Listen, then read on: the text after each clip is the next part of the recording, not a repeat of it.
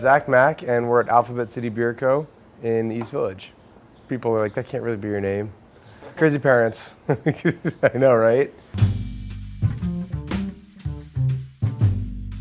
I mean, there's such different degrees. Like, there are places who are kind of doing straight and narrow, and they're like, we're going to make traditional English styles or maybe pepper in a few German things. Breweries who are like, one trend I've seen lately is like breweries who are like, we're just going to focus on farmhouse ales and like saisons. And I see that's where a lot of the crazy innovations are coming, like saisons with like atypical ingredients or kind of like cutting edge ingredients, or sour only breweries that are like kind of pushing the envelope. It's interesting to see how even novice beer drinkers will take some of the more advanced stuff and kind of take an immediate liking to it. Again, just because I think the flavor profiles are so unique, it doesn't taste what people, it doesn't taste like what people assume beer is going to taste like when they pick up a glass. So I think the more adventurous that people get with the recipes, as long as it's within reason, like you totally have your gimmick beers coming out too, which is totally fine. I'm like, cool with you brewing beer with monkey brains and whale testicles and stuff like that. Like, there's a place for that. So long as it doesn't taste bad, it helps you move stuff. Oh yeah, those both exist. There was one that was brewed recently with vaginal yeast. There's like all kinds of crazy stuff that just people, it's the age of social media, people want to go viral. And I get it. And if the beer tastes good, it's totally fine. If it's gonna come in, one of my favorites actually, Ninkasi brewed a beer where they took a batch of brewer's yeast and they shot it up into space and then crashed it back down and took the payload out of it and pitched the yeast into the stout that they made, Imperial Stout, and the beer's fantastic. But it's just funny to think that yeast has, been up in zero gravity. It's gimmicky to be sure, but like if the gimmick pays off, I'm down to drink outer space yeast.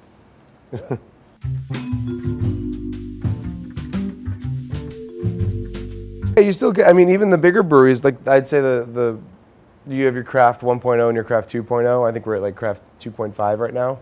But like a lot of those guys, like your Brooklyn breweries and stuff like that, it's not gimmicky beer so much, but like everyone wants a solid workhorse that can be like the runaway hit, and they can use the money that they generate from the sales of that to, and building their brand from that product to kind of have fun with it. Brooklyn Brewery has done a great job. Sam Adams and Boston Beer Company, they've got, the one core product like Boston Lager, Brooklyn Lager, that allows them to generate the money to make small batch stuff. Brooklyn just did this amazing raspberry sour, framboise that is just awesome.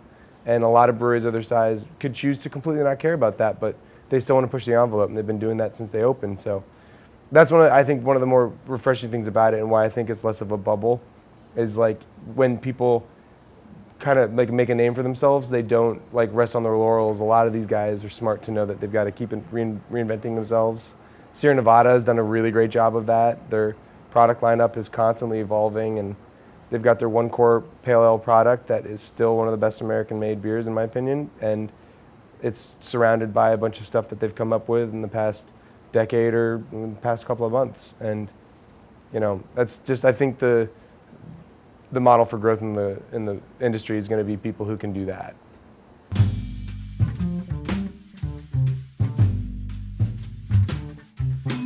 Yeah, I don't know if it's me being biased or me trying enough beers to know that just because it's young and upstart and new doesn't mean it's going to be like the best brewery in the world. A lot of these guys start off and they make like infected batches of beer, and I have to choke it down during the tasting, but I was like, oh God, they have like sleek branding and they're new, and they've got like mustaches, so people are going to want it. But luckily that's not always the case. So they're like, some of the small brewers are like the most cutting edge beer you'll drink, and it's like amazing to have access to that these days.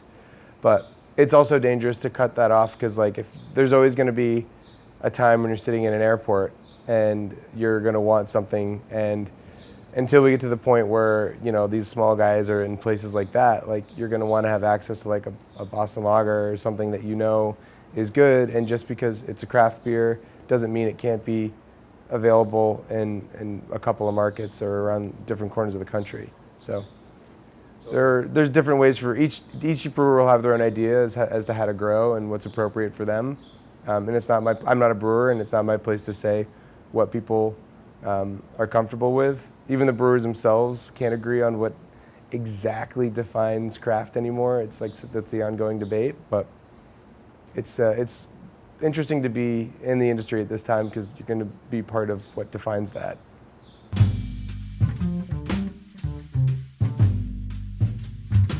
I do know that like if you're drinking cask ale, people are allowed to tell you, and it's true, the B12 vitamins in beer that come from cask ale are like a huge boost to your system apparently. I'm no nutritionist, dietitian, but the health benefits of beer thing is like just like everything else you read on the news. It's like, a glass of wine a day will stop you from having a heart attack, or like they're saying the same thing now. It's like moderate drinking of beer like reduces the chances of kidney stones.